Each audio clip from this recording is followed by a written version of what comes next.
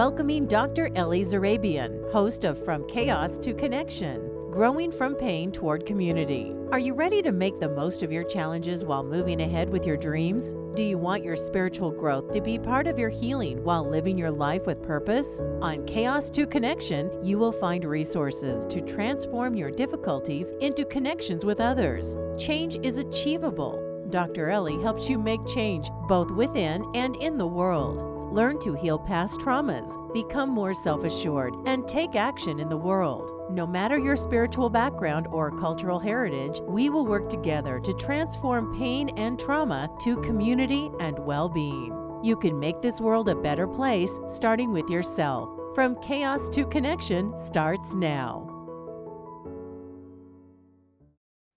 Hello and welcome. I'm Dr. Ellie Zarrabian, and this is my show From Chaos to Connection.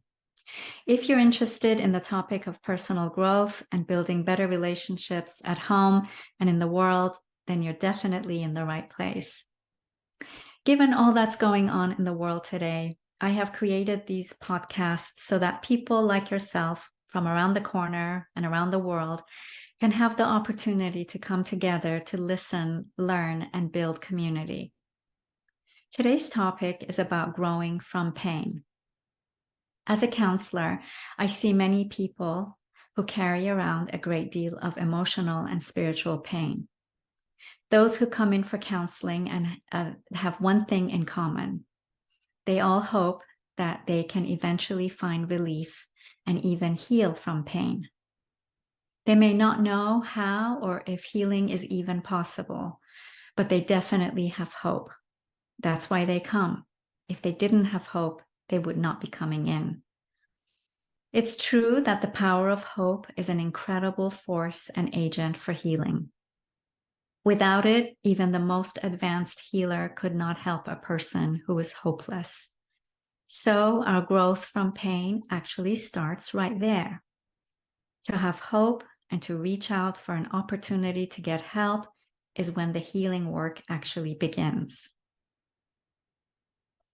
I find that much of the problem people face these days is that they often don't know how much pain they are actually carrying around, nor do they know that they can heal from even the worst possible pain. But just having hope for a better life is always a good start towards that direction.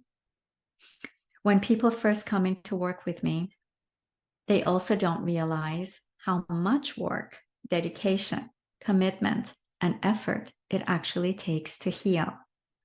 I think that's a good thing because if people knew how much work it actually takes, they probably wouldn't do it. Then you wonder, how is it that once they do realize the amount of work it takes, why do they still commit and end up coming back for more? That's a great question, and it leads into the second step towards growth from pain.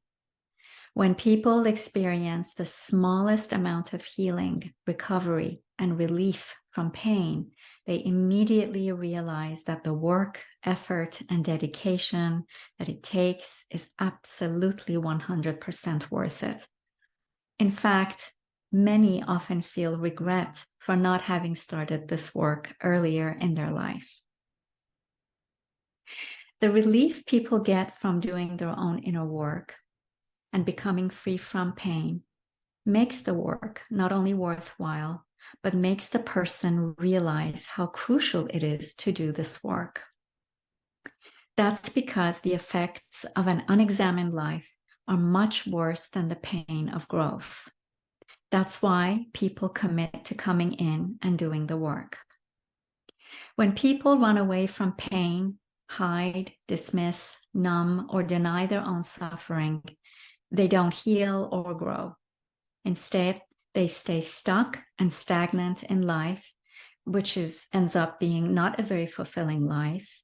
And also their relationships suffer, and then they wonder why life is so hard and unfair. On the other hand, those who embark on a path of inner growth and change experience an expansion in their thinking, in their being, and in their maturity. Through inner work, people develop a greater sense of self. Their self-worth and self-love also grows, and eventually they become more fulfilled in who they are. When we grow, our relationships grow as well. Our connections with people will deepen over time, and we become healthier, happier, and more productive individuals in life. We call a person who has reached this level of self-awareness or self-growth a self-actualized person. Self-actualization actually is not about becoming perfect or about achieving all of one's goals in life. Instead, being self-actualized means developing a state of mind that allows people to approach problems, relationships, and needs with acceptance, wisdom, and understanding. I'll repeat that. Being self-actualized means developing a state of mind that allows people to approach problems, relationships, and needs with acceptance, wisdom, and understanding. And who doesn't benefit from all that, right? Let's see. You may be able to think of certain historical and religious figures who have attained self-actualizations. Let's see, examples of such individuals include the prophets, as well as people like Martin Luther King Jr., Mahatma Gandhi, and Mother Teresa. In my profession, we look to those individuals as exceptional human beings and ones who set an example for the rest of us to follow. We believe that if people set their mind to it and do the required inner work, they too can become self-actualized. But of course, this is not an easy path. So we go as far as we can in life and do as much as we're capable of doing. But with every step, we improve and we become healthier and happier individuals. From what I see, it seems that so much of the problems people face in life, both at home and out in the world, stems from pain. So much pain piled up from childhood to adulthood and sometimes into old age. You can imagine carrying so much pain for so long can leave a person very unhappy and bitter in life. But the opposite is also true. A more self-examined individual has the capacity to grow from pain and become a healthy and happy human being. I'm sure you have seen examples of both types of individuals in your own life. Can you think of a person who has grown older with grace as compared to one who has grown older with pain? There's a big difference there, right? So that's why finding a path to doing one's own inner work becomes crucial, especially in today's world when there's so much discord, disruption, and conflict in and around us. In my years of work as a counselor and educator and a healer, I have worked with pain from many different angles. What I have found, whether it's emotional or physical, pain is often the greatest teacher. When pain is present, you really can't function well in life. You may get by, but you're never at your best. You may not be surprised to know how many people struggle and suffer alone with their pain. But I have found that if we slow down and learn to listen to what our pain is telling us, the wisdom that is gained from this unrelenting teacher is often life-changing. I had a client once who came to see me because his beloved wife of 25 years had recently passed away due to cancer. He was utterly and completely devastated and grief-stricken. He could barely get himself out of bed every day and get going with life. His work and his adult children were suffering as a result of his inability to cope with their mother's death. He was worried that he would never be able to heal and move on from the grief he felt. Through our work together, he came to realize that it was actually not the pain that was holding him back, but rather it was his inability to truly grieve the loss that he felt. By learning to slow down and acknowledge his grief and then process the depth of emotions that he felt through loss, he was actually able to access deeper feelings of love and even joy. Eventually, he began to feel the gift of love that had been given to him in his lifetime, and he started to feel so much appreciation for all the years of joy he had shared with his beloved. This process allowed him to gradually heal from the pain of loss, and eventually gave him the courage and the willingness to start the second chapter of his life. Pain can become an incredible teacher if we allow it. But most often, people think and do the exact opposite when it comes to dealing with their pain. In fact, people tend to do everything that they can for as long as they can in order to avoid feeling pain. This is where we end up running into all kinds of trouble. Also, if people could take the time and the opportunity to address more of their own pain, the likelihood of displacing their pain out into the world and hurting others would be considerably diminished. Let's take a short break here, and when we return, I will talk more about the process of growth from pain. See you soon.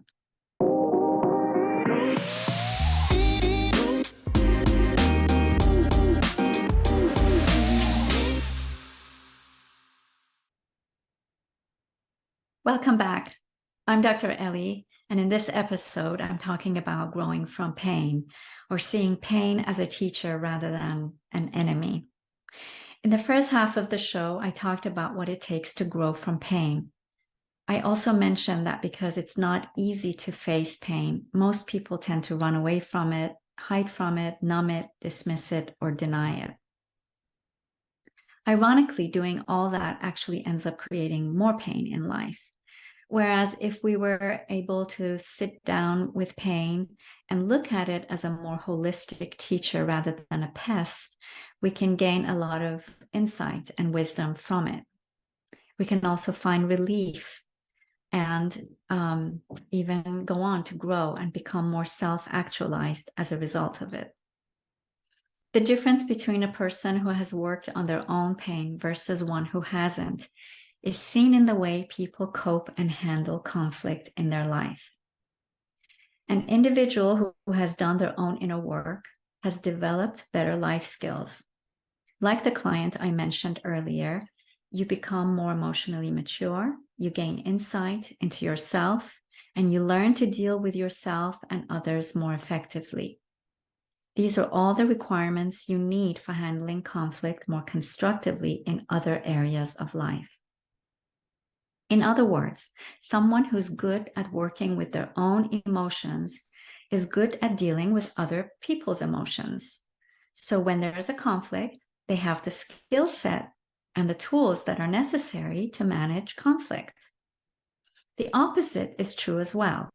An individual who has had little to no experience working with their own pain is certainly not going to be able to show any interest, tolerance, or ability in dealing with other people who are also carrying around their own pain.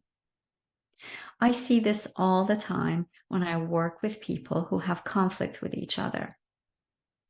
A big part of the problem that doesn't allow them to come together to solve and grow from the conflict is because they haven't done the preliminary work of healing their own grief and suffering. So when it comes to sitting down with and listening to someone else's grief or suffering, they absolutely have no tolerance or capacity for hearing it. Then it's no wonder when we get into a difficult situation with another person, the difficulties can quickly escalate and people turn hostile or even violent towards each other. This is not a surprise. So again, learning to slow down, finding an inner path to dealing with and solving inner emotional difficulties like pain and suffering is an important way to find relief and to build better relationships. In my own life, I have had to learn to work with pain very early on. Given my difficulties growing up with war, discrimination, and violence, my mental, emotional, and physical health and well-being depended on managing my own pain. But because of my dedication to working through this pain, I became pretty adept at helping myself find relief, and then eventually went on to help others do the same with their pain.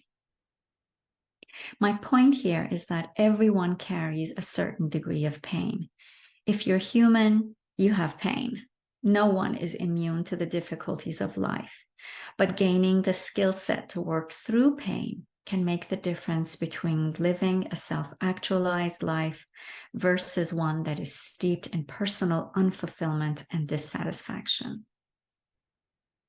So, how do we even begin the process of self-examination? What are some of the basic steps to starting this process on your own?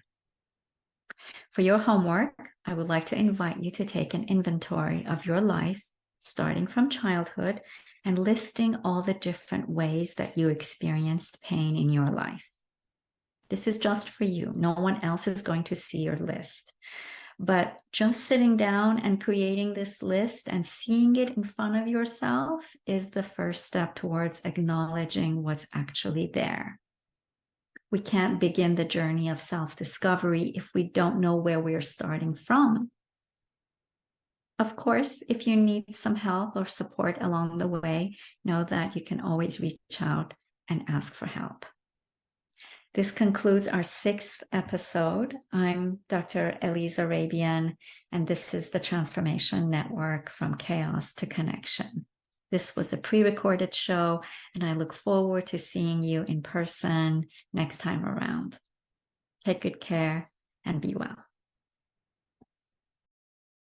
You have been listening to Dr. Ellie Zarrabian, host of From Chaos to Connection. Tune in every second and fourth Monday at 2 p.m. Pacific on TransformationTalkRadio.com for more resources and tools to help with healing on your journey of life. You can impact the globe in the most powerful way possible. Whatever your spiritual background and cultural heritage is, you can transform pain and trauma into building community and connection.